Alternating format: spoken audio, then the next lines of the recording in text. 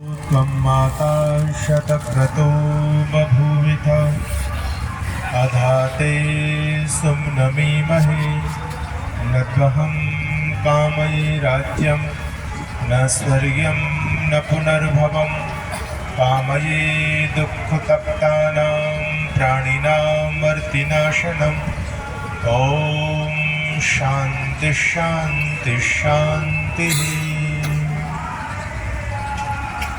बहुत ही आदर और सम्मान के योग्य आज की सभा के सम्माननीय अध्यक्ष महोदय और आपके अपने इस बरेली नगर के आर्य समाज की शान जो पूरे देश और दुनिया में वैदिक सिद्धांतों का बहुत तर्क युक्ति और प्रमाणों के साथ में बड़ी सरल शैली में प्रचार प्रसार करते हैं, ऐसे हमारे बहुत आदरणीय सम्माननीय श्री भानु प्रकाश शास्त्री जी और अभी जिनको आप लोगों ने सभी ने सुना है, अम्बाला हरियाणा से हमारे बीच में समुपस्थित बहुत सौम्य सरल व्यक्तित्व की धनी आर्य समाज की वैदिक प्रचारिका समादरणीय श्वेता आर्य जी इस कार्यक्रम का बहुत कुशलता के साथ में जो संचालन कर रहे हैं, हमारे आदरणीय पूजनीय श्री शास्त्री जी और उनके साथ में बैठे हुए पूज्य आचार्य जी, आर्य समाज के सभी सम्मानित पदाधिकारीगण, धर्म प्रेमी सज्जनों, वंदनीय मातृशक्ति प्रिय बच्चों। अभी आप लोगों ने श्वेता जी को सुना, करवा बार जो है ना ये सेटिंग नहीं हो पा रहा, एक बार इसको सेट कर दो बढ़िया से। शास्त्री जी को सुना और शास्त्री जी के बाद में आपने श्वेता जी को सुना। इतिहास की बहुत अच्छी बातें आपके बीच में रखी कि हम लोग विजयदशमी का पर्व मना रहे हैं। आज के दिन प्रभु श्री राम ने की थी, विजय के लिए प्रस्थान किया था, न कि रावण को मारा था।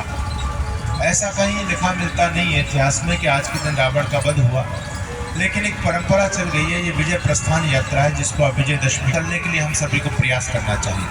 आइए थोड़ी चर्चा मैं समय के रहते आपके बीच में रखना चाहता हूँ। हमारे यहाँ बहुत बड़े आर्य समाज के विद्वान हुए महात्मा आनंद स्वामी जी महाराज ने बहुत सारी पुस्तकें लिखी हैं।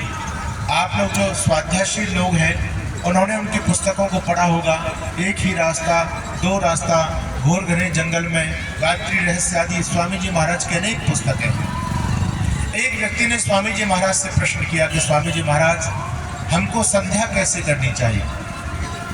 स्वामी जी ने बहुत सहज रूप में उत्तर दे दिया कि भक्त संध्या आंख बंद करके ही करनी चाहिए। जिज्ञासु के मन में प्रश्न पैदा हुआ, कहा स्वामी जी महाराज मैंने तो आपसे इसलिए पूछा कि आप कुछ गूढ़ बात बताएंगे, कोई रहस्य की बात बताएंगे, लेकिन आपने तो एक सामान्य सा उत्तर मुझे दे दिया कि संध्या आंख बंद करके करनी चाहिए। अरे आंख बंद करके तो संध्या सभी करते ही हैं, क्या कोई आंख खोल करके भी संध्या करता है? क्या आंख खोल करके भी संध्या करनी चाहिए? स्वामी जी महाराज ने बहुत गजब का उत्तर दिया और स्वामी जी महाराज कहते हैं, हाँ, अगर आप पब्लिक प्लेस पर बैठे हुए हैं, रेलवे स्टेशन पर बैठे हुए हैं और यदि आप प्लेटफार्म बस स्टैंड पर बैठे हुए हैं, अगर आपने वहाँ संध्या करने के लिए आंखें बंद कर ली तो आपका झोला झंडी सब गायब हो सकता है।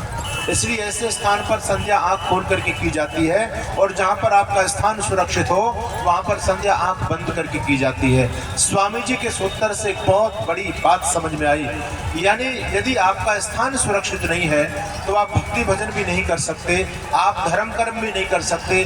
तो हमारे ऋषि कहते हैं राष्ट्र धर्म सर्वोपरि होता है, सबसे पहली पूजा राष्ट्र की है।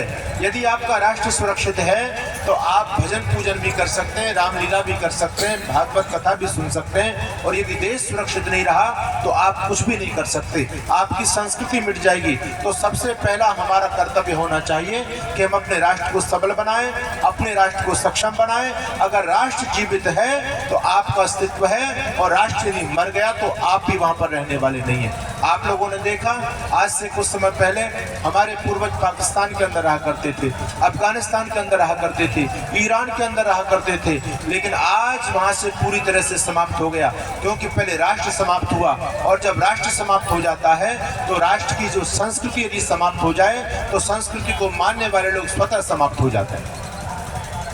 आज हमारे देश में बहुत विकट परिस्थिति का समय चल रहा है। ज्यादा समय हमारे पास में नहीं है, इस बात को ध्यान से सुनना, आपको ज्यादा समय नहीं है। अगर आप लोगों को ये लग रहा है कि नहीं अभी कोई खतरे वाली बात नहीं है, हम आराम से जीवन व्यतीत करेंगे, तो आप लोग बड़ी भूल में हैं।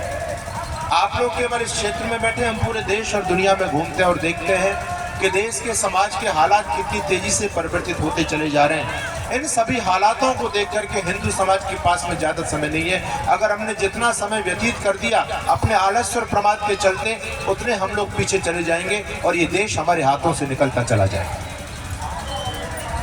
महानुभाव, इस देश के अंदर बहुत सारे शत्रु जो हिंदुत्व के विरोधी हैं, जिनकी हमको पहचान भी नहीं है। सबसे बड़ा दुर्भाग्य तो ये है कि इस हिंदू जाति को अपने दुश्मनों की पहचान नहीं रही कि हमारा दुश्मन कौन है। हमने अपने दुश्मनों को ही पूछना शुरू कर दिया। बड़े आश्चर्य की बात है। ऐसे बहुत सारे तो भगवान हमारे घरों तक पहुंच गए जिन्होंने हमको मिटाने का प्रयास किया, जिसने गाय का मांस खाया और जिसने सनातन संस्कृति को नाश करने का काम किया। ऐसे लोगों की हम लोग आज अपने घरों में पूजा कर रहे हैं। यानी सबसे पहली पहचान तो हमारी ये होनी चाहिए कि हमारा पूजनीय कौन है और हमारा दुश्मन कौन है। इन चीज़ों की जिस समाज को पहचान नहीं होती, जो समाज अपने इतिहास को भूल जाता है, अपनी संस्कृति को भूल जाता है, उस समाज को नष्ट होने में ज़्यादा समय नहीं लगता। आप पूजा करते हैं, आप पूजा कीजिए, लेकिन उसके इतिहास को जानिए। जिसकी भी आप पूजा करना चाहते हैं, पहले ये समझने का प्रयास करो कि मैं जिसकी पूजा कर रहा हूँ, इस महापुरुष का अपने धर्म, अपनी संस्कृति के लिए क्या योगदान रहा है। यदि उसका आपके धर्म, देश, संस्कृति के लिए कुछ योगदान है, तो ऐसे आदर्श पुरुष की आपको पूजा करनी चाहिए। और जिनका कोई योगदान ही नहीं है, जो आपकी संस्कृति को मिटाने के लिए, जिन्होंने आप पर तलवार चलाई, आपके मंदिरों को तोड़ा, ऐसे जल्लादों को भी जब देश में पूजा जाता है तो निश्चित रूप से वेदना होती है। और ये बड़ा प्रश्न चिन्ह सामने खड़ा हो जाता है, आखिर ये हिंदू जनता बचेगी तो बचेगी कैसे? क्योंकि इनको अपने रहबरों का पता नहीं है, इनको अपने रक्षकों का पता नहीं है। इसलिए आर्य समाज आपको जगाने का काम करता है। अहर्निश आर्य समाज के कार्यक्रम गांव गली तक चलते हैं, पूरे देश और दुनिया में चलते हैं। और आर्य समाज के प्रचारक जा करके इस हिंदू समाज के जो शरीर के अंदर जो इसका रक्त जो ठंडा पड़ चुका है, उसको उष्ण करने का, गर्म करने का काम आर्य समाज के सन्यासी और प्रचारक किया करते हैं।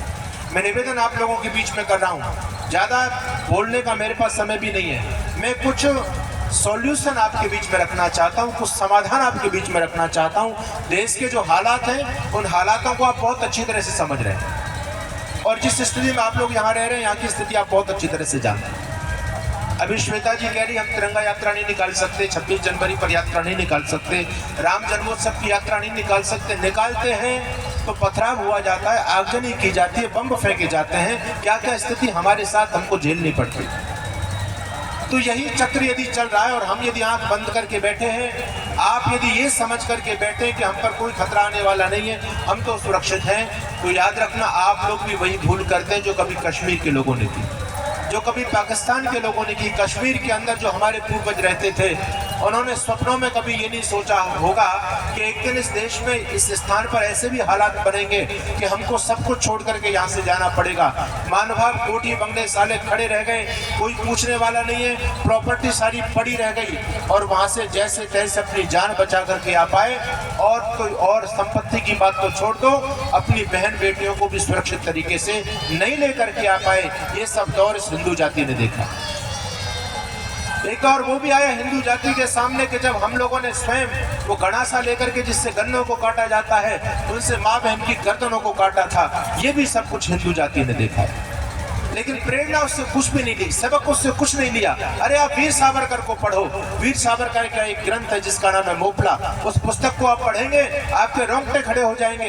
इस हिंदू जाति के साथ में कितनी ज्यादा बदतमीजी की गई है, कितना ज्यादा अत्याचार हम लोगों ने देखा है। हम अपनी माँ बहन बेटियों की लाज तक, इज्जत तक नहीं बचा पाए। ये सब कुछ देखने के बाद हम वहीं पर बैठे हुए हैं, हम लोगों ने कोई भी प्रेरणा प्राप्त नहीं। अभी आप लोगों ने केरला स्टोरी देखी और केरला स्टोरी भी उन लोगों ने देखी जो जागरूक लोग हैं, बाकी सारे लोगों ने नहीं देखी। और आश्चर्य की बात तो ये कि हमारे खुद लोगों ने, अपने लोगों ने केरला स्टोरी को फेक बताया, उसका विरोध भी किया। यानी हम समझ नहीं पा रहे कि हमारा दुश्मन कौन और हमारा मित्र कौन है। हमारे दुश्मन खुद हमारे बीच में घुसे पड़े हैं और आज आपके दुश्मन आपके घरों तक पहुंच चुके हैं, आपको इस बात की जानकारी नहीं। केरला स्टोरी के अंदर 32,000 हिंदू लड़कियों को टारगेट किया गया, लव जिहाद का शिकार बना करके उनको सीरिया और यमन के जंगलों के अंदर दफनाया गया, उनके शरीर के जिस्म के पार्टों को निकाल करके बेचा गया और उसको खोखले को शेर चीतों के लिए खाने के लिए फेंक दिया गया। ये कोई छोटी मोटी संख्या नहीं थी, ये 32,000 हिंदू लड़कियों की करुण कथा है, करुण कथा। लेकिन इसको देख करके हमने सबक क्या लिया है? केरला स्टोरी खत्म नहीं हुई। केरला स्टोरी केवल केरल के अंदर नहीं चली और केवल वो स्टोरी नहीं है, वो हकीकत है, हकीकत। और केरला स्टोरी आपके आसपास भी चल रही है।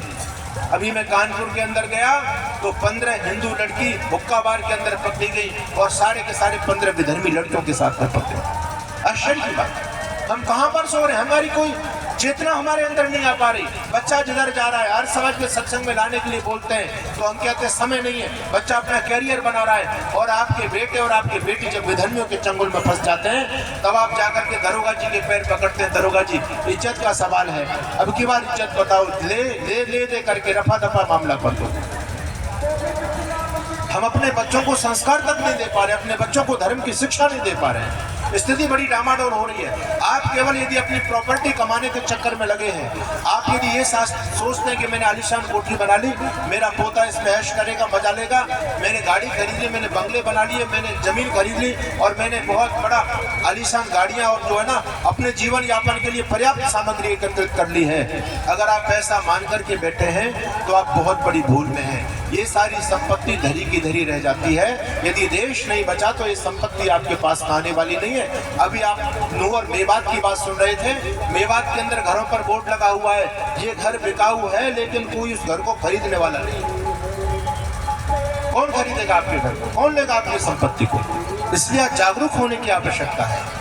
हम लोगों ने बहुत बड़ी नादानियां की हैं और हमारे पूर्वज जिनको आज हम पूज रहे, गांधी जैसा दुष्ट, वो पापी ऐसे कांटे इस देश में बो करके गया जिनका खामियाजा हमको ही नहीं, आने वाली हमारी पीढ़ियों को भुगतना पड़ेगा।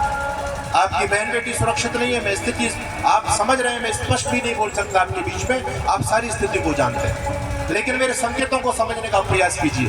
अनेक प्रकार के जिहाद चला करके आपको समाप्त, लव जिहाद चल रहा है। 2 लाख हिंदू लड़कियां विधर्मियों के घरों तक पहुंचती हैं लव जिहाद के नाम से, लेकिन हम लोग कोई सबक नहीं ले रहे, अपने बच्चों को संस्कार नहीं दे पा रहे। आप केरला स्टोरी देखिए। और इसलिए मैं इस बात को कहना चाहता हूं, यदि आपके बच्चे बचेंगे, धर्म बचेगा, संस्कृति बचेगा, तो केवल ये मंच है जो आपके बच्चों को, आपकी संस्कृति, धर्म और राष्ट्र को बचा सकता है। बाकी चाहे बागेश्वर धाम की सरकार की कथा के अंदर 8-8, 10-10 लाख लोगों की उपस्थिति हो जाए, लेकिन वो उपस्थिति किसी काम की नहीं है जब तक आप लोगों को सत्य का उपदेश नहीं करेंगे, जब तक वेद विद्या का ज्ञान नहीं देंगे, जब तक लॉजिकल तार्किक बातें लोगों के बीच में नहीं करेंगे, जब तक आप युवाओं के प्रश्नों का उत्तर नहीं देंगे, समाधान नहीं देंगे, तब तक आपका देश बचने वाला नहीं। और आज ये मेथड केवल आर्य समाज के पास में है, बाकी दूसरा कोई बड़े से बड़ा धर्मगुरु तथ्यों पर बोलना नहीं चाहता, वो अपने बच्चों को बताना नहीं चाहते। आने वाले समय में यदि आप लोग जागरूक नहीं हुए और समय रहते यदि आपने अपने बच्चों को आर्य समाज से नहीं जोड़ा, तो आने वाले समय में आपके बच्चे या विधर्मी बनेंगे या नास्तिक बनेंगे, क्योंकि सनातन धर्म के नाम पर जो कूड़ा कबाड़ा समाज में परोसा जा रहा है, वस्तुतः उस सनातन धर्म का रूप नहीं है, लेकिन जो कुछ भी सनातन धर्म के नाम से समाज में परोसा जाता है, उन तथ्यों को लेकर के, उन तर्कों को लेकर के, उन सारी चीजों को लेकर के आज के बच्चे सेटिस्फाई नहीं, वो हमसे तर्क करते, ऐसा संभव नहीं है। एक MSc की हुई लड़की, वो जो विधर्मी बनने जा रही है, मुल्ला मौलवियों से उसके वार्तालाप होने लगे और वो आपके धर्म के बारे में प्रश्न उसको कर रहा है कि हनुमान जी सूरज को गाल में रख देते हैं, ब्रह्मा जी ने अपने पुत्रियों के साथ में दुराचार किया, कृष्ण ने अपनी अनेक गोपिकाओं के साथ में व्यभिचार किया। ऐसी ऐसी गंदी बातें उस बेटी के दिमाग में भरी जाती हैं। उस बेटी के पास में प्रश्नों का कोई जवाब नहीं था। भगवान ब्रह्मा के बारे में, शंकर जी के बारे में, गणेश जी के बारे में कितनी सारी बातें भरी पड़ी हैं। अरे सोचो तो बचोगे कैसे? आपने जाकिर नाइक का नाम सुना है, बहुत बड़ा इस्लाम का प्रचारक है, बहुत बड़ा। जानते हो क्या तर्क दे रहा है? कहता है देखो ये हिंदू लोग, हम यदि 4 बीबी रखते हैं तो इनके पेट में दर्द होता है, लेकिन इनका जो मसीहा कृष्ण है जिसको भगवान मान करके पूछते हैं, वो 16,000 रखता था, 16,108। अरे अपने भगवानों को पहले देखो, हम पर उंगली बाद में उठाना। अरे इसका तुम क्या जवाब दे पाओगे? बोलो दे पाओगे? कोई भागवत आचार्य इसका जवाब दे सकता है? हमने कृष्ण को स्वयं हमने बदनाम किया है, हमने भगवान ब्रह्मा को, भगवान शंकर को स्वयं हमने बदनाम किया है, भगवान शिव को हमने स्वयं बदनाम किया है। हम विधर्मियों के सामने टिक कैसे पाएंगे? आप सोचिए। इसलिए अगर आपको सनातन धर्म का सही स्वरूप समझना है और अपने बच्चों को बचाना चाहते हो, तो यहाँ सत्यार्थ प्रकाश आपको मिलेगा और आर्य समाज से जुड़ जाओगे तो धर्म बच जाएगा, संस्कृति बच जाएगी, आपके बच्चे बचे रह जाएंगे। नहीं तो ज्यादा दिनों का खेल नहीं है, बहुत बड़े भयंकर तरीके से देश में षड्यंत्र चल रहे हैं आपको समाप्त करने के। उस केरला स्टोरी को आप देखिए। हम यदि बोलते हैं तो लोगों के पेट में दर्द होता है, कहते हैं खंडन करते हैं, आर्य समाज के लोग हैं। लेकिन एक विधर्मी लड़की उस केरला स्टोरी के अंदर आपकी बेटी से प्रश्न करती है। आप सोचना, मैं उन प्रश्नों को आपके बीच में रखना चाहता हूँ, आप इन प्रश्नों का क्या जवाब दे सकते हैं। वो कहती है, एक भगवान तुम्हारे ऐसे जिनको रोज नई गर्लफ्रेंड चाहिए, जिनको गोपियों के साथ लीला करने से फुर्सत नहीं है। एक भगवान तुम्हारे ऐसे जिनको तुम दुनिया का कर्ता धर्ता मानते हो, भगवान श्री राम, और उनकी पत्नी की चोरी हो गई है। लेकिन यदि वो भगवान है तो उनको ये पता होना चाहिए कि मेरी पत्नी को कौन चुरा ले गया और कहाँ ले गया। लेकिन उस भगवान को ये भी नहीं पता कि तेरी पत्नी को कौन चुरा के लेके गया, कहाँ लेकर के गया। उसने अपनी पत्नी की खोज करने के लिए बंदरों को उसके पीछे भगाया कि जाओ मेरी पत्नी का खोज करो, और उन बंदरों को तुम पूजते हो। एक भगवान तुम्हारे ऐसे जिनकी पत्नी की मौत हो गई तो अपनी पत्नी की डेड बॉडी को अपने कंधे पे रख करके जगह जगह जंगल में रख करके उसके साथ रोते हैं, फिर कंधे पे रखते हैं, फिर आगे जाते हैं 4 कदम, फिर रोने लग जाते हैं। कहते हैं ये तुम्हारे भगवानों की दुर्गति है। अरे तुम्हारी बेटियों के पास इनके प्रश्नों का कोई जवाब है? अरे बोलो, है कोई जवाब? आपका बच्चा कोई प्रश्नों का जवाब दे पाएगा? और वो बेटी जब कन्वर्ट हो गई, और जब कन्वर्ट होकर के उसके साथ में जो दुराचार हुए, व्यभिचार उसके साथ में किए गए, लेकिन जैसे तैसे करके इनके चंगुल से निकल गई। वैसे तो निकल पाना बड़ा कठिन होता है। किसी के 36 टुकड़े किए जाते हैं, किसी के 35 टुकड़े किए जाते हैं, किसी का थोबड़ा कुचल दिया जाता है इन पत्थरों से। वो सौभाग्य से इनके चंगुल से निकल गई, और जब वो चंगुल से निकल करके गई तो उसने बाप से एक प्रश्न किया था।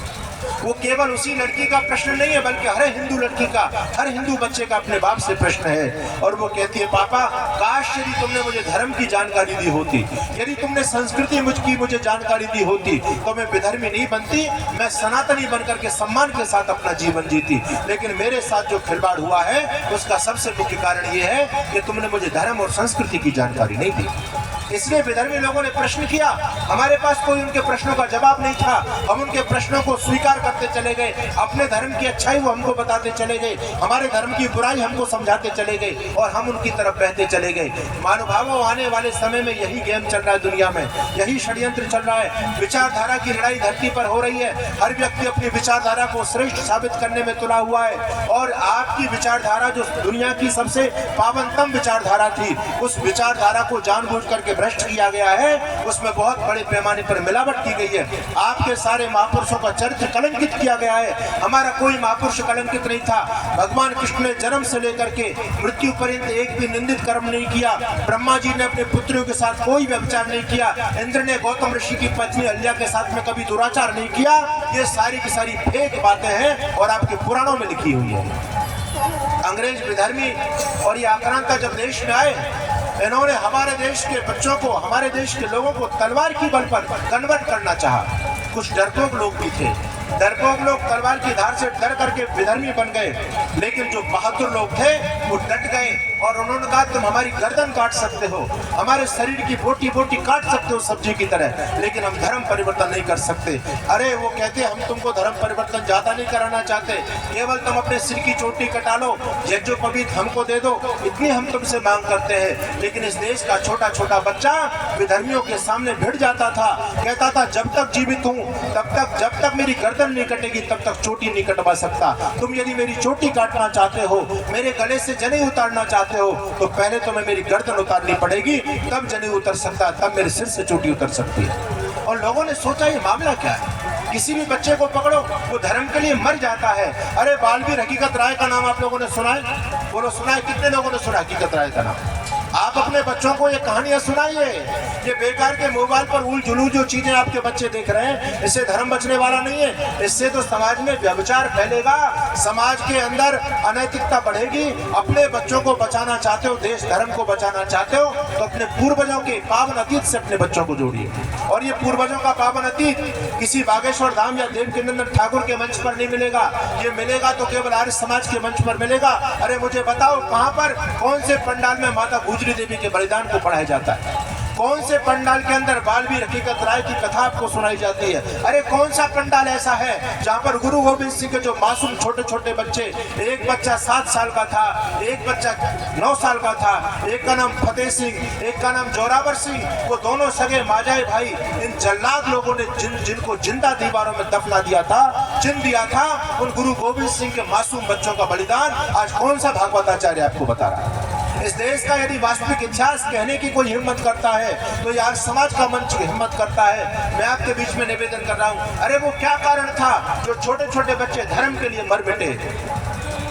जब बालवीर हकीकत राय को पकड़ा गया, मौलवी साहब ने कहा हकीकत अपना धर्म परिवर्तन कर लो, तुम्हारे जान बख्श दी जाएगी, और यदि तुमने धर्म परिवर्तन नहीं किया तो तलवार लेकर कभी तुम्हारी बोटी बोटी काट दी जाएगी, तुम्हारी गर्दन काट दी जाएगी। वो छोटा सा मासूम सा बच्चा कहता है, अरे मौलवी साहब खंजर से उड़ा दो चाहे मेरी बोटी बोटी को, पर दूंगा नहीं चोटी को, मैं दूंगा नहीं चोटी को। जब तक मेरे शरीर के अंदर रक्त है, जब तक मेरी श्वासें चल रही है, तब तक सिर के ऊपर से चोटी नहीं उतरने दूंगा, गले से जज्जो पवित्र नहीं उतरने दूंगा। मुल्ला ने समझाना चाहा, अरे पागल क्यों परेशान हो गया है, मरना चाहता है, व्यक्ति अपने प्राणों को देना चाहता है। अरे तू यदि मुसलमान बन जाएगा, विधर्मी बन जाएगा तो तेरी जान बख्श देंगे हम, आराम से जिंदगी में ऐश करेगा, आराम से जीता रहेगा। तो छोटा सा बच्चा कहता है, मौलवी साहब मैं आपकी बात मान भी लूं, यदि मैं विधर्मी बन जाऊं, मुसलमान बन जाऊं, तो मेरे एक प्रश्न का जवाब दो, क्या मुसलमान बनने के बाद मैं कभी मरूंगा नहीं?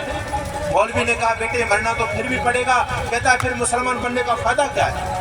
जब मुसलमान बनने के बाद में मरना पड़ गया तो फिर फायदा क्या है? अरे मैं अपने धर्म के लिए क्यों नहीं मर जाऊं? मैं अपने चेहरे पर कालिक पुतपाऊं, मैं विधर्मी बनूं डर की वजह से, और फिर भी मरना पड़ गया। इसलिए मौलवी साहब मुसलमान बनने में फायदा नहीं है, मैं तो धर्म के लिए बलिदान होना चाहता हूँ। आप अपनी खड़ग निकालिए, आप अपनी तलवार निकालिए, और जितनी जल्दी हो सके मेरी गर्दन मेरे धड़ से अलग कीजिए। वो मासूम सा बच्चा बालवीर हकीकत राय वो इन विधर्मियों की तलवार का शिकार हो जाता है। मैं कहना चाहता हूँ, छोटा सा बच्चा धर्म के लिए मिट गया, लेकिन जीते जी उसने चोटी नहीं कटने दी, यज्जो पवित्र गले से नहीं उतरने दिया। गुरु गोविंद सिंह के वो मासूम बच्चे। मैं तो लोगों से कहता हूँ, यदि तुमको कभी समय मिले तो आप लोग, गर्मी की छुट्टियां होती है, सर्दियों की छुट्टी होती है, तो आप लोग हनी वो जो है ना घूमने के लिए निकलते हो, सैर सपाटे करने के लिए निकलते हो, अपने बच्चों को लेकर के निकलते हो। कहाँ जाते हो? ताजमहल दिखाने के लिए लेकर के जाते हो, बम्बे की चौपाटी दिखाने के लिए लेकर के जाते हो, और कहीं लेकर के जाते हो। अरे यदि तुमको पता चले, यदि अवसर मिले अपने बच्चों को साथ लेकर के घुमाने का, तो अपने बच्चों को वो चित्तौड़ का किला दिखा करके लाना, अपने बच्चों को वो हल्दी घाटी की वो वीर प्रसूतिनी मिट्टी दिखा करके लाना। वो मिट्टी आज भी पीली है। अरे जिस मिट्टी के लिए अमेरिका के राष्ट्रपति अब्राहम लिंकन का जब भारत में दौरा बना, तो वो अपनी माँ से कहता है कि माँ मैं भारत देश में भ्रमण के लिए जा रहा हूँ, आपके लिए वहां से मैं क्या चीज ला करके आऊं, क्योंकि भारत भूमि दुनिया की सबसे श्रेष्ठतम और पावनतम भूमि मानी जाती है। मेरा दौरा बन रहा है भारत में जाने का, आपके लिए वहां से क्या चीज लेकर के आऊं। याद रखना मेरी माताओं, अब्राहम लिंकन की माँ ने अपने बेटे से ये नहीं कहा, बेटा अगर तू भारत जाता है तो मेरे लिए वहां से साड़ी लेकर के आना, मेरे लिए ये चीज अच्छी भारत में बनती है वो चीज लेकर के आना, मेरे लिए दरी गलीचे लेकर के आना, या कोई खिलौना लेकर के आना। अब्राहम लिंकन की माँ कहती है, अरे तेरा सौभाग्य है, तू भारत भूमि की तरफ जा रहा है, अगर वहां से मेरे लिए कुछ लेकर के आ पाए तो मेरे लिए एक मुट्ठी मेवाड़ की मिट्टी लेकर के आना। उसने पूछा, माँ तू पागल हो गई है, इस मिट्टी का तू क्या करेगा? मिट्टी तो यहाँ पर भी बहुत पड़ी हुई है, उस मेवाड़ की मिट्टी में ऐसी कौन सी विशेषता है? अब्राहम लिंकन की माँ कहती है, बेटे तुझको पता नहीं है, अरे उस मिट्टी में उन बलिदानियों के लहू की महक है, उस मिट्टी में उन बलिदानियों के लहू की महक है, जिनके सिर कटने पर भी धड़ लड़ा करते थे, और वो ऐसे शूर पुरुष थे जो तलवार लेकर के तोपों से भिड़ा करते थे। वो पावन, उनका पावन अतीत, उनका चरित्र उस मिट्टी के अंदर सूंघने में आपको महसूस होता है। अभी मैं राजस्थान से आ रहा था, जोधपुर की तरफ से, उधर में गया, मैंने देखा उस चित्तौड़ की उन पहाड़ियों को जा करके एक गर्व की अनुभूति होती है कि ये वो मिट्टी है, ये वो धरा है जो अपनी संस्कृति को बचाने के लिए यवनों से पूरा जीवन जिसने संघर्ष किया है। मैं आपसे कहना चाहता हूँ, आप अपने बच्चों को वहां लेकर के जाओगे तो आपके बच्चों को प्रेरणा मिलेगी। अरे आपको अवसर मिले तो वो जौहर कुंड जाकर के अपने बच्चों को दिखा करके ले आओ, जहाँ पर हमारी माता पद्मिनी जैसी अनेकों हमारी माताओं ने, हमारी दादी परदादी ने अपनी इज्जत की रक्षा के लिए और उस अग्नि कुंड में कूद करके अपने प्राणों का बलिदान कर दिया था। वहां मेरी माता और मेरी बेटियां जाएंगी तो वो वहां से कुछ आदर्श सीख करके आएंगी। आपको कभी समय मिले तो अपने बच्चों को वो मोटी मोटी सरहिंद की दीवार दिखाने के लिए लेकर के जाना, जहां पर इन विधर्मी लोगों ने आपके मासूम बच्चों को जिंदा दीवारों में चुन दिया था। वो बालवीर हकीकत राय की कथा तो मैं आपको सुना चुका, लेकिन गुरु गोविंद सिंह के वो मासूम बच्चे, गुरु गोविंद सिंह के 4 बेटे थे। एक का नाम बड़े का नाम फतेह सिंह और जुझार सिंह, वो चमकौर के किले में शहादत को प्राप्त हो गए। लेकिन जब छोटे छोटे मासूम बच्चों को इन जल्लाद विधर्मियों ने पकड़ लिया और उनका दाबिश देने लगे, तुम विधर्मी बनो, धर्म परिवर्तन करो। जानते हो छोटे छोटे मासूम बच्चे, अरे 7 साल की क्या अवस्था होती है, 9 साल का बच्चा कितना बड़ा होता है। लेकिन उन दोनों बच्चों ने कहा कि नहीं, हम मर जाएंगे लेकिन धर्म परिवर्तन नहीं करेंगे, चोटी नहीं कटाएंगे, यज्ञोपवीत हम नहीं दे सकते। और उनका देख लो, नहीं तुमको बहुत बुरी मौत मारा जाएगा। छोटे छोटे बच्चे डरे नहीं और उनका हमको मौत मंजूर है। इतिहास इस बात का साक्षी है। सरहिंद के किले की वो मोटी मोटी दीवारें आज भी उस भयंकर घटना की साक्षी है जब उन दोनों मासूम बच्चों को इन जल्लाद लोगों ने जिंदा दीवारों में दफना दिया।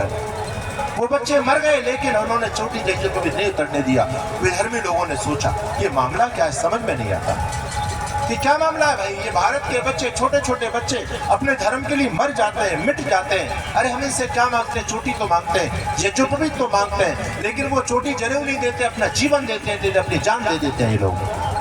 उनको पता चला ये भारत के बच्चे अपने पूर्वजों के अतीत से जुड़े हुए हैं, अपने महापुरुषों के जीवन को पढ़ते हैं, अपने महापुरुषों को अपना आदर्श मान करके चलते हैं। तो उन विधर्मी लोगों ने सोचा कि अगर इस भारत के बच्चों के कैरियर को, भारत के बच्चों के चरित्र को बर्बाद करना है और यदि इनको खत्म करना है पूरी तरह से, तो इनकी जो मूल धारा जहाँ से जुड़े हुए हैं उस जड़ पर कुठाराघात करो। ये अपने पूर्वजों के पुण्य प्रताप से जीवित हैं, उनको आदर्श मान करके चलते हैं, इनके पूर्वजों को बदनाम करो, इनके पूर्वजों को कलंकित करो। उन विधर्मी लोगों ने आपके सारे पुराणों में मिलावट करा दी, पूरे पुराणों में मिलावट करा दी। ये पुराण क्या था?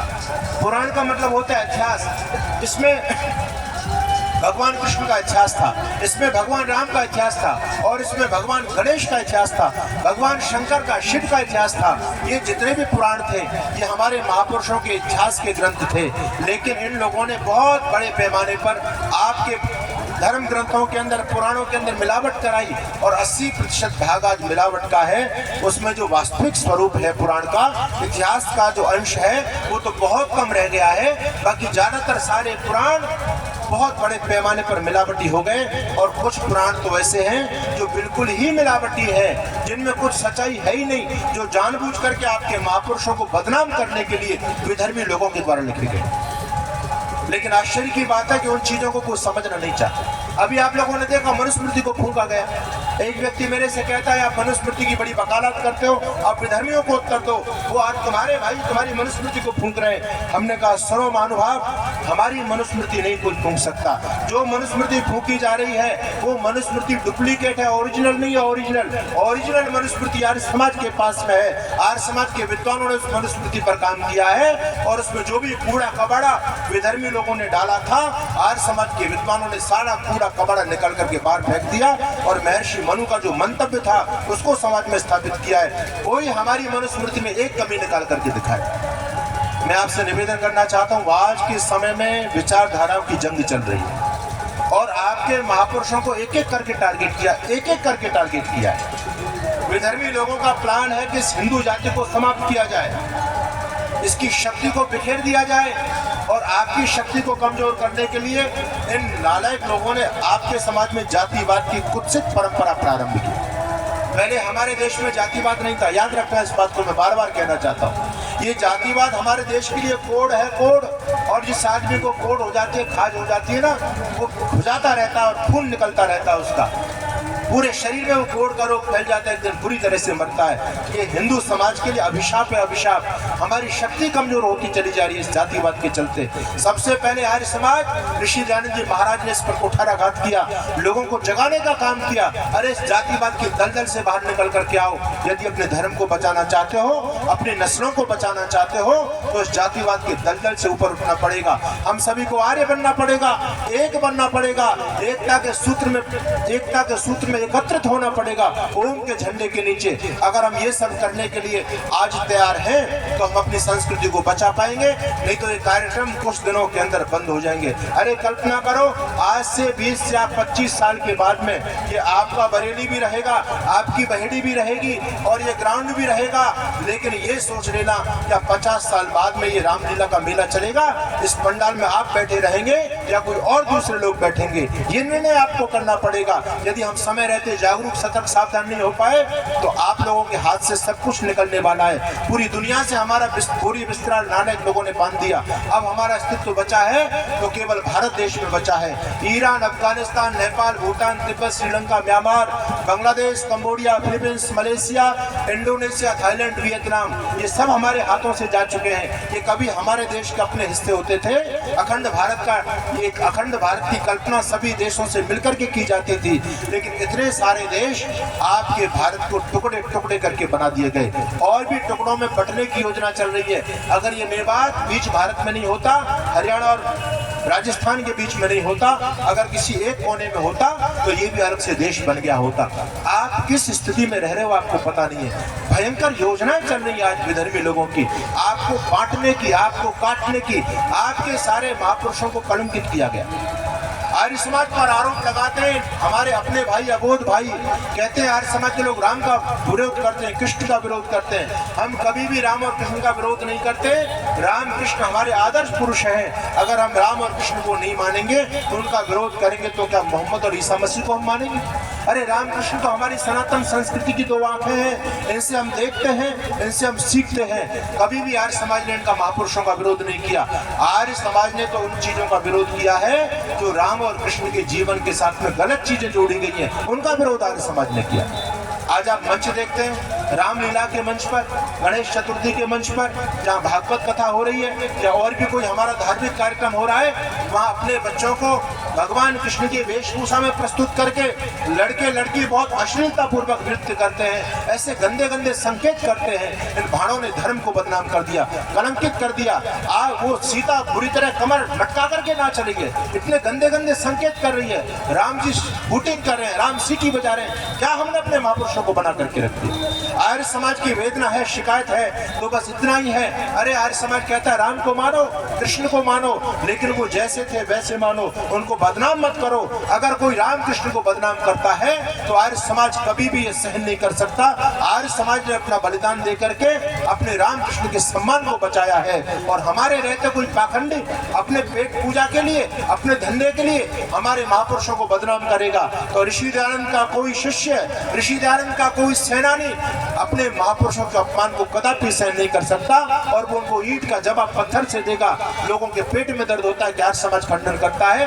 हम खंडन नहीं कर रहे, हम तो योगेश्वर कृष्ण के सम्मान को बचाने का काम कर रहे हैं। आप लोग उसको छलिया कहते हो, आप लोग उसको लंपट कहते हो, आप लड़कियों के कपड़े उठाने वाला कहते हो, आप कुब्जा के साथ में, गंगा के साथ में और अनेक दासियों के साथ में कृष्ण ने व्यभिचार किया, ऐसा आप लोग मानते हो। लेकिन आर्य समाज कहता है नहीं, कृष्ण योगी थे, कृष्ण भोगी नहीं थे, उन्होंने जन्म से लेकर के मृत्यु पर्यंत एक भी निंदित कर्म नहीं किया। अरे मैं आपसे पूछना चाहता हूँ, बताओ कृष्ण का सम्मान कौन करता है? कोई भागवताचार्य करता है या आर्य समाज का व्यक्ति करता है? आर्य समाज का व्यक्ति कहता है वो योगी थे, उनकी 16,108 रानियां नहीं थी, उनकी कोई पटरानी नहीं थी, उनका एक ही पुत्र था, वो आदित्य ब्रह्मचारी थे।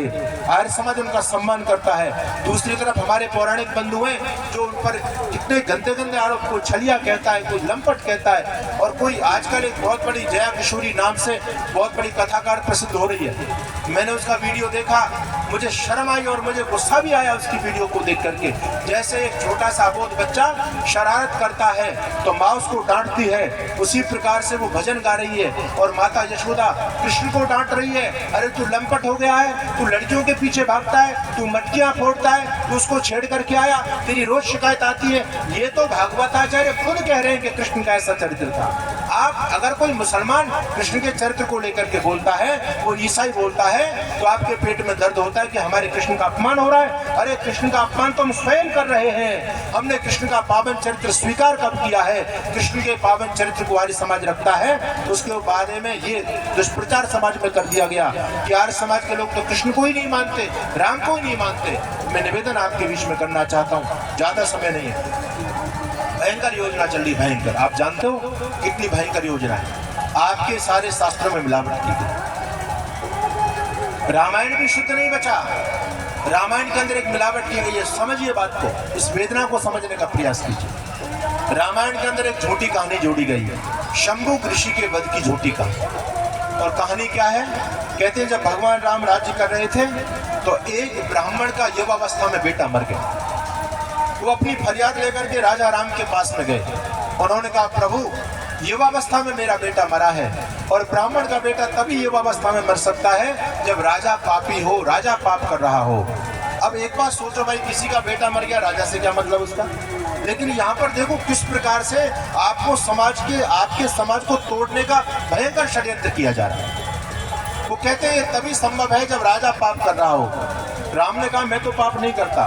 वो ब्राह्मण कहता आप पाप नहीं करते तो आपकी प्रजा में पाप होता है। भगवान राम कहते हैं मेरी प्रजा भी संध्या यज्ञ करके भोजन करती है, मेरी प्रजा के अंदर भी पाप नहीं होता। तो लेकिन भगवान राम ने कहा जरा ब्राह्मण देवता ये बताओ कि पाप किस प्रकार का, आप कैसे पाप की बात करते हैं? तो देखिए यहाँ पर बीज डाला गया घृणा का, वैमनुष्य का, द्वेष का, और हमको दूर दूर करने का।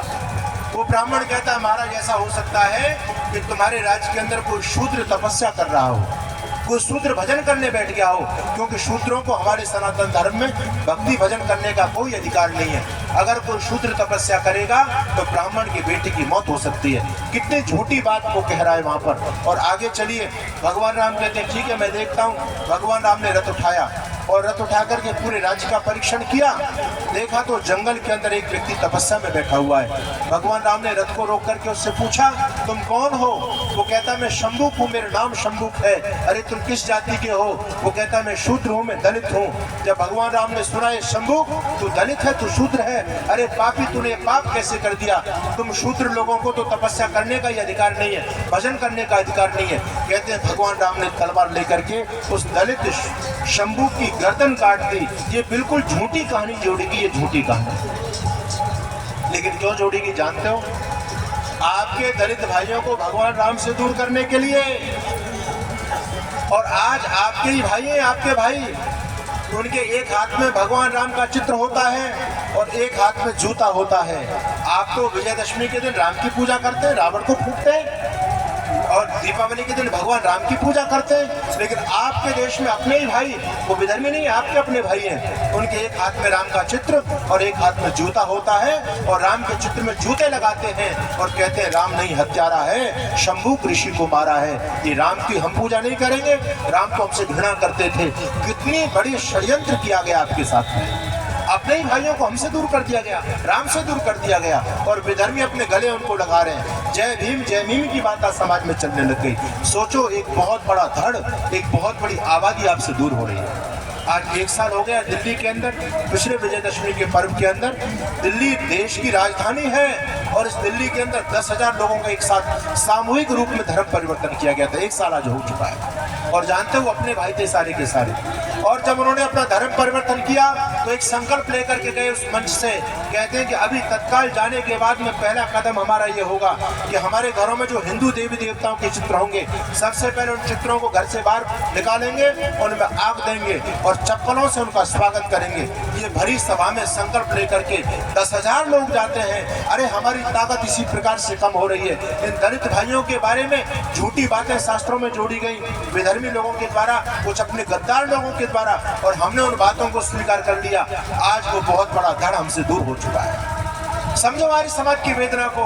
आर्य समाज क्या आपको बताना चाहता है? अगर यही सिलसिला चलता रहा, अभी तो केवल मनुस्मृति फूकी है, अभी तो रामचरितमानस फूकी है, धीरे धीरे सारे शास्त्रों का नंबर आने वाला है, क्योंकि सारे शास्त्रों में बहुत बड़े पैमाने पर मिलावट की जा चुकी है। मैं राजस्थान की धरती से आया हूँ। मैं चुरू के अंदर कार्यक्रम देने के लिए गया। शिव मंदिर में मेरा कार्यक्रम चला।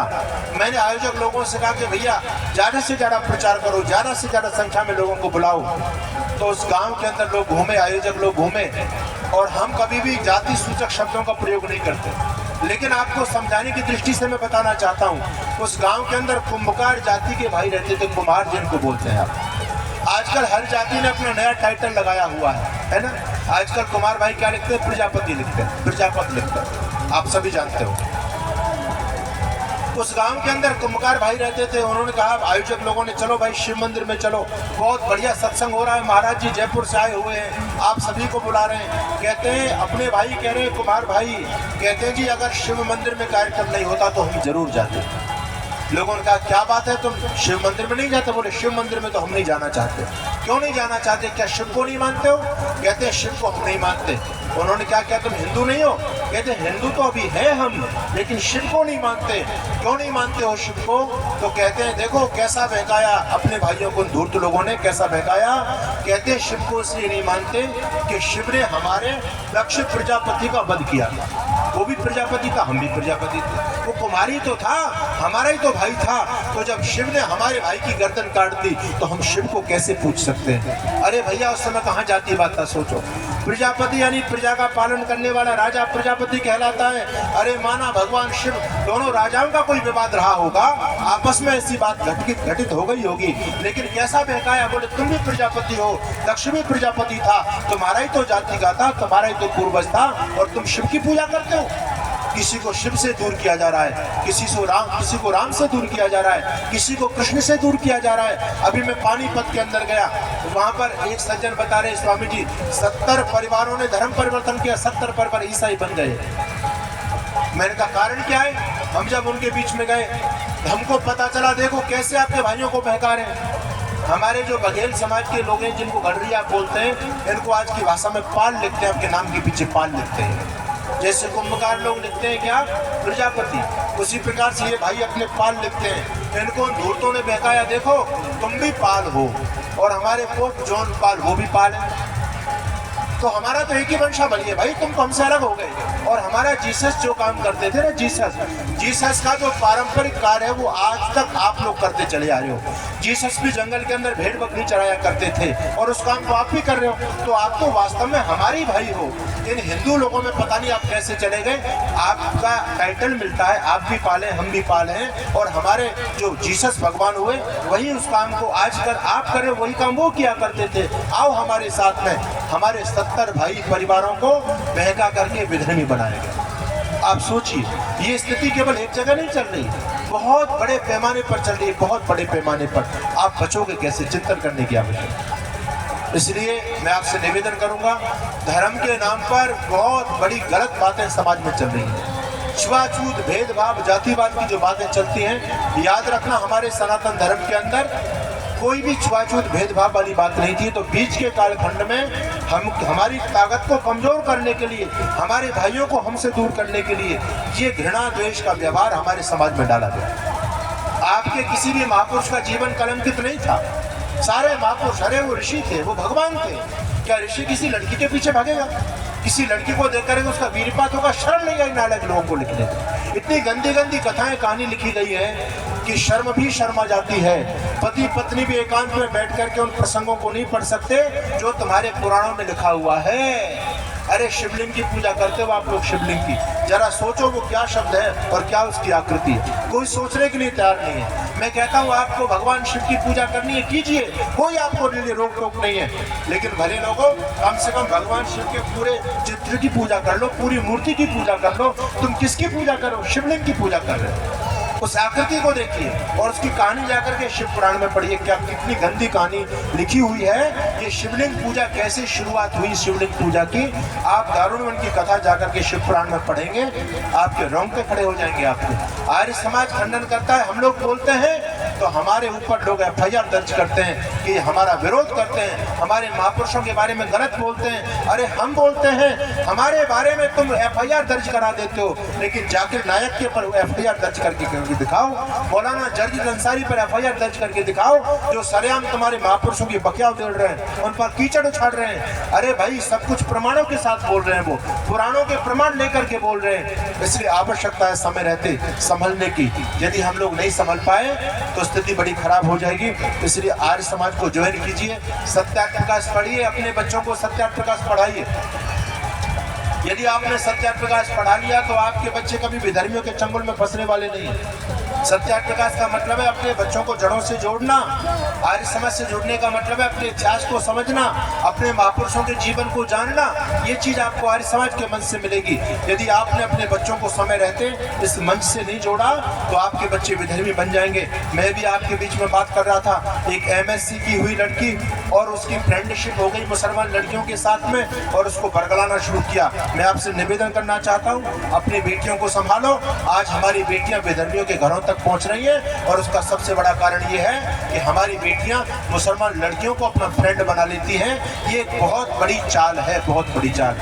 मुसलमान लड़का सीधा मित्रता नहीं करेगा, पहले वो अपनी बहनों को भेजता, फातिमाओं को भेजता है कि जाओ हिंदुओं की लड़कियों के साथ तुम मित्रता करो, और वो लड़की एक षड्यंत्र के तहत आपकी लड़की से मित्रता करेगी, बहुत अच्छी अच्छी बातें करेगी। धीरे धीरे से आपकी लड़की को वो मुसलमान लड़के के साथ में सेट करेगी और जैसे ही आपकी लड़की मुसलमान लड़के के साथ में फ्रेंडशिप हो गई, आपकी बच्ची गई, आपका परिवार पूरा तबाह हो गया।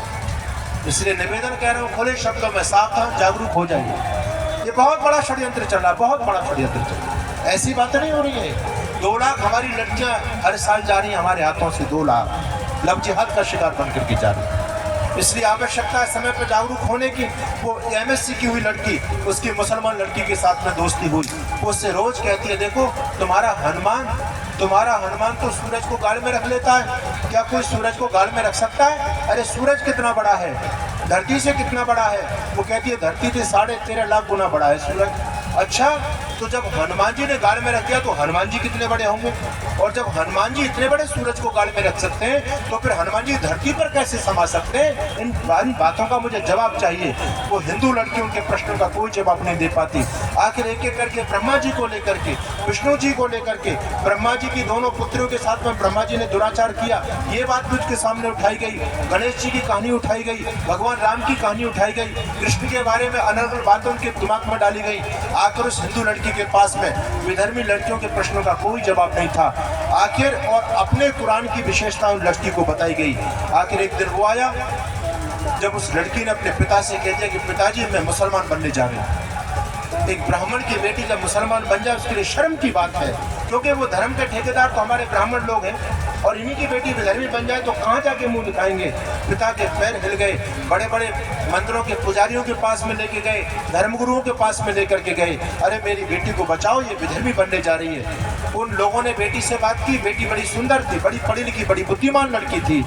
उसने कहा देखो मेरा कोई वैसा चक्कर नहीं है, मैं तो केवल अपने विधर्मी लोगों के प्रश्नों का सामना नहीं कर पा रही, रोज मुझे गर्दन शर्म से नीचे झुकानी पड़ती है। रोज मेरे महापुरुषों के बारे में वो रोज एक नया प्रश्न खड़ा कर देते हैं मेरे सामने, मैं कैसे जवाब दूं? रोज मुझे गर्दन शर्म से नीचे झुकानी पड़ती है, इसलिए मैं तो अब विधर्मी बनूंगी, मुसलमान बनूंगी। अगर तुम मेरे प्रश्नों का जवाब दे दो तो मैं सनातनी बन करके रहूंगी। बड़े बड़े मंदिरों में बड़े बड़े पुजारियों के पास में उसका बाप उसको लेके गया, लेकिन वो पढ़ी लिखी लड़की थी, बुद्धिमान थी, 2 प्रश्न करती थी। पंडित जी के पास में प्रश्नों का कोई जवाब नहीं था, कोई जवाब नहीं। आखिर सारे लोगों ने हाथ जोड़ दिए और उसको दुत्कारना शुरू किया। कहते हैं इसका कोई गलत चक्कर है, ये किसी के प्रेम प्रसंग में फंस गई है, इसलिए विधर्मी बनना चाहती है, हमारे धर्म को कलंकित करना चाहती है। तमाम बातें उस लड़की के बारे में कही गई। आखिर उसके पिता को आर्य समाज के बारे में तो पता था, लेकिन पंडित जी थे तो पंडित जी तो आर्य समाज से भयंकर चिढ़ते। लेकिन आज पंडित जी के जब गर्दन फंस गई पंडित जी की, तो पंडित जी को आर्य समाज याद आया और पंडित जी ने आर्य समाज का दरवाजा खटखटाया, जाकर के कहा कि ऐसे ऐसे मेरी बेटी विधर्मी हो रही है, अरे तुम बचा सकते हो? हमने कहा बिल्कुल बचा सकते हैं, उस बेटी को हमारे पास लेकर के आओ। हमने उस बेटी को समझाया, उसको अपने पास में बुलाया, उसने तमाम लगभग 150 प्रश्नों की लिस्ट हमारे सामने रखी। कहती है स्वामी जी ये प्रश्न है, क्या आप मेरे प्रश्नों का जवाब दे पाएंगे? हमने कहा तुम्हारे एक एक प्रश्नों का जवाब मिलेगा बेटी, शांति से बैठ मेरी बहन, तेरी हर जिज्ञासा का समाधान करेंगे। हम 3-4 लोग बैठे और जिस मौलवी साहब से उसकी बातचीत हो रही थी, जो मौलवी साहब हमारे धर्म के बारे में उसके दिमाग में कूड़ा घुसा रहा था, कहता था तुम्हारे धर्म में ये है, तुम्हारे धर्म में वो है, और हमारे धर्म ग्रंथों में इतनी अच्छी बात लिखी है। हमने सीधा उसको लाइन पर लिया। मैंने कहा तुम जिनको हमारा धर्म ग्रंथ कह करके इस बेटी को बरगला रहे हो कि तुम्हारे धर्म ग्रंथों में ये लिखा है वो लिखा है, ऐसा हमारे धर्म ग्रंथों में कुछ भी नहीं लिखा था। ये जो कुछ गलत बातें लिखी है आप लोगों ने जानबूझ करके लिखी, ये सब कुछ प्रक्षिप्त है, ये सही हमारे धर्म का अंश नहीं है। हमने उनके प्रश्नों का जवाब दिया और मैंने कहा तुम वेदों पर आक्षेप करते हो, तुम हमारे कृष्ण के बारे में बोल रहे हो, जरा अपनी तरफ भी देखो। हमने एक एक करके उनके जब आयतों को लिया, मौलाना साहब की बोलती बंद हो गई। उस बेटी को कुछ विश्वास हुआ कि हाँ इनके पास में ज्ञान है। हमने उस बहन को बिठाया, लगभग 3-4 घंटे तक बातचीत चली। और उस बहन को समझाया कि कृष्ण ऐसे नहीं थे, गणेश ऐसे नहीं थे, शिव ऐसे नहीं थे, राम ने ऐसा बिल्कुल भी नहीं किया। ये जो कुछ भी बातें हैं सारी बात निराधार है, सारी बात प्रक्षिप्त बातें हैं। आखिर उस बेटी को विश्वास हुआ, उसके सारे प्रश्नों का जवाब दिया और उस बेटी ने पैर छू करके कहा, स्वामी जी यदि आज आप नहीं होते तो मैं विधर्मी बन गई होती। मैंने की बेटी इसका श्रेय मेरी बहन, इसका श्रेय मेरे लिए मत दे, तू इसका श्रेय देना चाहे इस सत्यार्थ प्रकाश को लेकर के जा अपने साथ में, इसको पढ़ना। अभी तो तेरी आदि सी शंकाओं का समाधान किया है, तेरे जीवन का समाधान हो जाएगा जिस दिन तू सत्यार्थ प्रकाश की पुस्तक को पढ़ लेगी। उस बहन ने लेकर के सत्यार्थ प्रकाश अपने सिर माथे से लगाया और कहती आज यदि ये सत्यार्थ प्रकाश नहीं होता तो मैं विधर्मी बन गई होती, मैं धर्म से पतित हो गई होती। आज मेरी कितनी बहनें विधर्मी बन रही हैं। अरे संस्कृति की जानकारी नहीं है आपके बच्चों को, धर्म की जानकारी नहीं है। अगर ये जानकारी आपको चाहिए तो आपके पास केवल आर्य समाज का मंच है। इसलिए मैं कहता हूँ समय रहते अपने बच्चों को धर्म से जोड़ दो, आर्य समाज से जोड़ दो, सत्संग में लेकर के आओ तो आपके बच्चे बच जाएंगे। नहीं तो इन मोबाइलों पर तो जानबूझकर कैसी सामग्री प्रसारित की जा रही है, आपके एक एक देवी देवता को टारगेट किया जा रहा है विधर्मी लोगों के द्वारा। आपके बच्चे लंबे समय तक सनातनी बनकर के नहीं रह सकते। इसलिए आवश्यकता है आर्य समाज को समझने। हमारे पास में हर चीज का समाधान है, हर चीज का उत्तर है। इसलिए मेरा निवेदन ये है, कितने लोगों की जीवन की धाराएं बदल गई हैं। एक बार आर्य समाज में आकर के देखो, आप सिद्धांतों से जुड़ो। ऐसे सिद्धांत दुनिया में किसी के पास में नहीं है, क्योंकि वेद का सिद्धांत है, ईश्वर का सिद्धांत है। ये आर्य समाज के सिद्धांत ऋषि दयानंद के अपने सिद्धांत नहीं है। ऋषि दयानंद वेद की बात करते हैं, अपने घर की बात नहीं करते। बाकी दुनिया में जितने मतपंथ चलते हैं सारे अपने घर की बात करते हैं, सब गुरुडमवाद में समाज को फैला रहे हैं। आज कितने सारे गुरुओं ने भगवान की पूजा बंद करा दी, अपनी पूजा करा रहे हैं। जो भी गुरु घंटारों से दीक्षा लेकर के आता है अपना गुरु चित्र साथ में देता है, कहता है चित्र की पूजा करना, और उसका भक्त आंख बंदा गांठ का पूरा मंदिर में अपने गुरु के चित्र को रख करके रोज उसकी आरतियां उतार रहा है। अरे भगवान की पूजा तो छूटी गई, अब तो गुरुडमवाद चल रहा है। हरियाणा के अंदर एक रामपाल नाम का कम्युनिस्ट वामपंथी विचारधारा का ये व्यक्ति, इसने सनातन धर्म की कमर तोड़ दी। कितने हमारी बहनों को बरगलाने का काम किया है। ना ये राम को मानता, ना कृष्ण को मानता, किसी को नहीं मानता, अपने आप को भगवान कहता है, लेकिन खुद कटोरा लेकर के जेल में दंड पेल रहा है। फिर भी लोगों की आंखें नहीं खुल पा रही हैं। कितने धर्म के ठेकेदार आज जेलों के अंदर बंद पड़े हैं। अरे मेरी माताओं, मेरी बहनों, सज्जनों, हम आपसे निवेदन करना चाहते हैं, ये एक ऐसा मंच है जहाँ पर आपको सत्य मिलता है, लेकिन वस्तुतः स्थिति ये है कि हम पर सच्चाई बचती नहीं है। सत्य चीजों से हम दूर भाग रहे हैं, हम पाखंड की तरफ, हम खुद ठगने की तरफ भाग रहे हैं। ठगो हमको, ठगाने के लिए स्वयं भाग रहे हैं, और सच्चाई को बचाना बड़ा कठिन बात होती है। लेकिन आज समाज में एकदम सत्य बात कही जाती है, बिल्कुल नपीतुली बात, प्रामाणिक बात कही जाती है, लेकिन वो बात लोगों को पसंद नहीं आती। मेरे एक मित्र है, वो डेयरी चलाता है, गायों का दूध बेचते हैं, 80 रुपये लीटर में गाय का दूध बेचते हैं। मैं लगभग 5-6 साल के बाद उनके पास मेरा जाना हुआ। मैंने कहा, मित्र तुम दूध ही बेचते हो या दूध में मिलाकर के और भी कोई चीज़ बेचते हो? कहते महाराज ये तो पानी तो मिलाकर के बेचना ही पड़ता है। अरे मैंने कहा नाश हो जाएगा, महानाश हो जाएगा, 80 रुपये दूध के नाम से पानी बेच रहे हो, ये पाप की कमाई कहाँ लेकर के जाओगे? उस व्यक्ति को मैंने समझाया। उस व्यक्ति ने कहा, स्वामी जी आज से ईमानदारी से व्यापार करूंगा, एक बूंद भी पानी नहीं मिलाऊंगा, मैं आपको वचन देता हूँ। मैं उस व्यक्ति से संकल्प पढ़वा करके आया। 3 दिन के बाद में उस व्यक्ति का मेरे पास फोन आया, कहता स्वामी जी महाराज ये आपने कैसा मंत्र कर दिया, मेरा तो धंधा ही चौपट होने वाला है। मैंने कहा क्यों? अरे धंधा चौपट नहीं होगा, धंधा तो तेरा और बढ़ेगा। अरे बढ़ना नहीं महाराज, ये तो रसातल की तरफ जा रहा है। सारे ग्राहक भागने लग गए। मैंने कहा क्यों?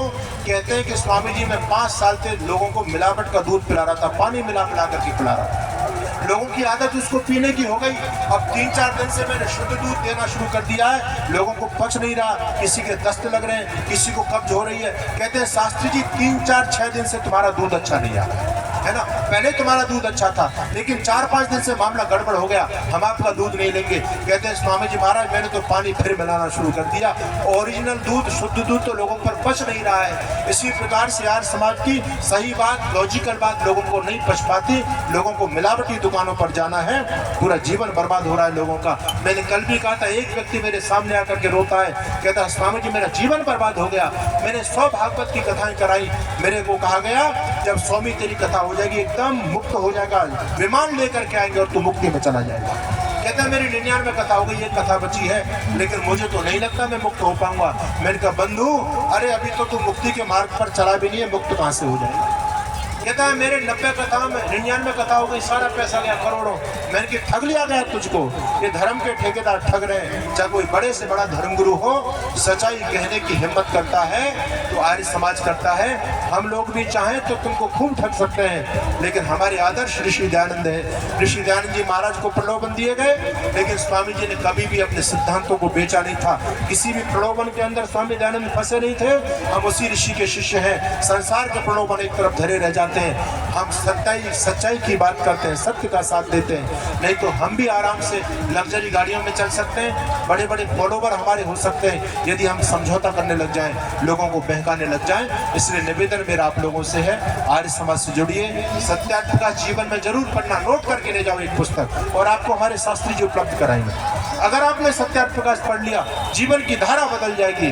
कोई विधर्मी हो, मुल्ला हो, पादरी हो, या कोई कम्युनिस्ट व्यक्ति हो, या आपके बच्चों का आप अपने बच्चों के प्रश्नों का जवाब नहीं दे पा रहे, आप धड़ल्ले से धर्मगुरु बन करके आप भी समाज में धर्म की व्याख्या करेंगे, धर्म को बचाने का काम करेंगे। तो आइए हम सभी मिलकर के आर्य समाज से जुड़े, ऋषि दयानंद के ओंकार के झंडे के नीचे आए।